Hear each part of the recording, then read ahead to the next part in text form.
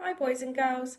This afternoon we're going to be looking back to something we did last term in science. We're going to be looking at reversible and irreversible changes in materials. This afternoon we're going to have a go at making some salt dough. The things you need to make that are some salt, some plain flour, and then you just need some lukewarm water as well. Salt dough is one of the irreversible changes because when you've mixed all the things together, you can never get it back to being the original ingredients again. So it's really easy to make, and this is all you need to do. First thing you need is a cup or a glass, and then you need 1 cup full of salt.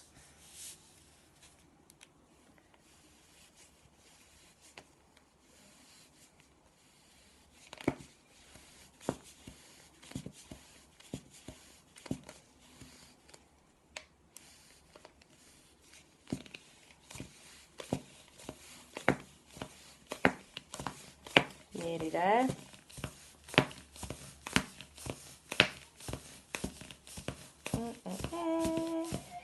Sing amongst yourselves while you're waiting. Okay, and then you're going to put your 1 cup of salt into a mixing bowl. To that, you're just going to add 2 cups of plain flour. Make sure it's the plain one. If you use the self-raising one, it will start to rise if you cook it. So 1 cup.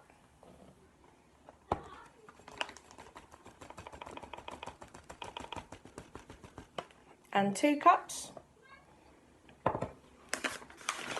And then you just make sure you mix it up together. And then the third thing we're going to do is slowly add a cupful of lukewarm water. Lukewarm, so it isn't cold, it isn't hot, it's okay to touch. We'll measure out our cup again. And then we can slowly start to add that into the bowl as well. If you mix it in a bit at a time, use your hand to stir it all around. And you'll start to feel it's going a little bit like dough, like when you make bread. Keep going, mixing it all around. And eventually, when it's all mixed, you'll get to something. It's a little bit like Play-Doh. So you can use it to make things if you want to. You might decide you want to, for example, roll it out into sausages. You could use it to spell out letters of your name. You can use it, roll it out flat and get cookie cutters and make all different shapes as well. Maybe with Easter coming, you might be able to put it into the shape of Easter eggs and decorate it in different ways. I'm going to carry on mixing this, and I will come back to you when it's all mixed and show you what to do next. Okay, so I've now got a lovely, nice big bit of salt dough that's been made. Like I said before, you can kind of use it like Play-Doh. So you've got the choice. You can keep it soft like this. If you store it in an airtight container, you'll be able to keep it for probably up to about a week or so. And then you can take it out and play with it each time and make whatever things you want to make with it. Like I said before, maybe you want to spell out your name. Maybe you want to try and make some Easter egg shapes and decorate them in different ways. But then the magic of salt dough is that if you wanted to make your things and keep them for a long time, maybe making decorations for your house, or quite often we do it at decorations at Christmas and we put them on the tree. You can put the salt dough into the shape that you want, and then you put it into the oven for about 3 hours. It's got to be on quite low, just so it dries out. And once you've done that, you can paint it with acrylic paints, or you can paint it with any paint mixed with PVA glue, and you'll get a really nice varnish on it as well. So that's about it, really. Like I said, we've made an irreversible change. We can't ever get salt and flour and water back again. These are going to be combined now forever.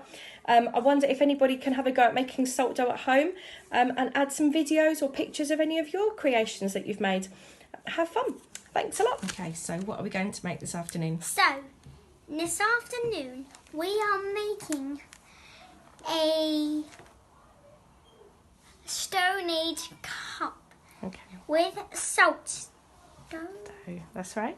And so, first we make it into a big bowl, which I'm going to do. We did lots of rolling it in our hands first, didn't we? Mhm. Okay. And then what do you do? It makes things. Keep going, that's it. And then just put it down on the table. That's it. Keep going.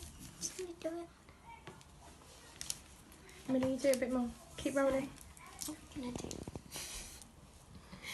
We're gonna do duck feet fingers, like we were always taught. We are going to roll, and then eventually we should end up. If you persevere with it and you use your resilience skills, we should end up with a nice ball. Right. And then what do we do from there? After that, you put it on your table. Put a thumb in the middle. Mhm. Put that in. As you see, I made a big lump. Okay. Made a bit of a hole in the middle, hasn't it? Yes. And then you squeeze some bits on the sides.